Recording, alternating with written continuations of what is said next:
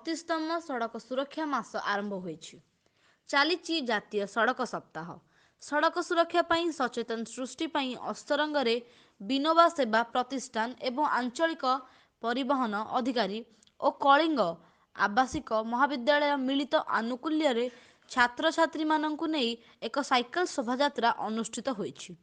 ଏହାକୁ ଅସ୍ତରଙ୍ଗ ଥାନା ଅଧିକାରୀ ବାମଦେବ ନନ୍ଦ ପତାକା ଦେଖାଇ ଶୋଭାଯାତ୍ରା ଅନୁଷ୍ଠିତ କରିଥିଲେ।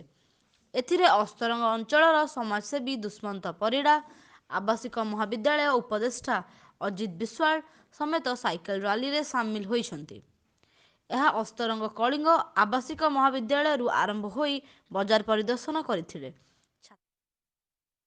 ଦେଖନ୍ତୁ, ଆମର ସଡ଼କ ସୁରକ୍ଷା ସପ୍ତାହ ବର୍ତ୍ତମାନ ଯେଉଁ ଚାଲିଛି ପୁରୀ ଜିଲ୍ଲା ଆରଟିଓଙ୍କ ତରଫରୁ ଆମର ଜନସାଧାରଣ ଏବଂ କଲେଜ ୟଙ୍ଗ ମାସ୍ ଏବଂ ଯୁବ ସମାଜ ଏବଂ ସମସ୍ତ ଜନସାଧାରଣଙ୍କୁ ସଚେତନତା ବାର୍ତ୍ତା ଦେବା ଉଦ୍ଦେଶ୍ୟରେ ଆଜି ଆମର କଳିଙ୍ଗ ଡିଗ୍ରୀ କଲେଜ ଅସ୍ତରଙ୍ଗ ତରଫରୁ ଆରଟିଓ ପୁରୀଙ୍କର ପ୍ରେରଣାରେ ଏବଂ ସହଯୋଗରେ କଳିଙ୍ଗ ଡିଗ୍ରୀ କଲେଜରେ ଆମର ଛାତ୍ରମାନେ ସଚେତନତା ଶୋଭାଯାତ୍ରା ବାହାର କରିଛନ୍ତି।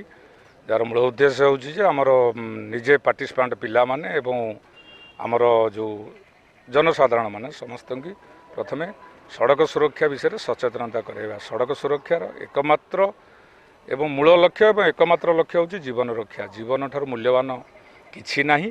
ତେଣୁ ଜୀବନ ସଡ଼କ ସୁରକ୍ଷା ଯଦି ଆମେ ଅକ୍ଷରେ ଅକ୍ଷରେ ପାଳନ କରିବା ତାହେଲେ ଜୀବନ ରକ୍ଷା 100% ନିଶ୍ଚିତ। ଧନ୍ୟବାଦ। ମୁଁ Lakshmidhar Pradhan, principal Kalinga degree college Astaranga. Kalinga degree college ତରଫରୁ ଆଜି ଯେଉଁ ସଚେତନ କାର୍ଯ୍ୟକ୍ରମ କରାଯାଇଛି ସେ ବିଷୟରେ କ'ଣ କହିବେ?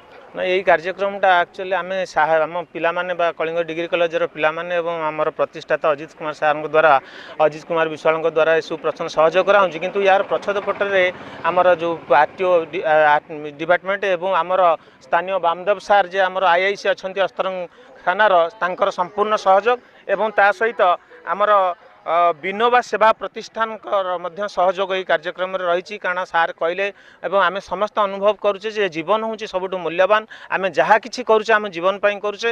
ତେଣୁ ଆମର ଜୀବନ ସୁରକ୍ଷା ପାଇଁ ସବୁଠୁ ମୁଖ୍ୟ ହେଉଛି ସଡ଼କ ସୁରକ୍ଷା, ଯେଉଁଥିରେ କି ପ୍ରତିବର୍ଷ ହଜାର ହଜାର ସଂଖ୍ୟାରେ ମୃତ୍ୟୁବରଣ କରୁଛନ୍ତି ଲୋକମାନେ।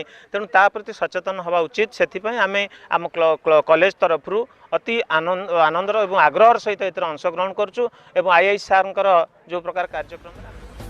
ଅସ୍ତରଙ୍ଗରୁ ମନୋଜ କୁମାର ବିଶ୍ୱାଳଙ୍କ ରିପୋର୍ଟ ଆମ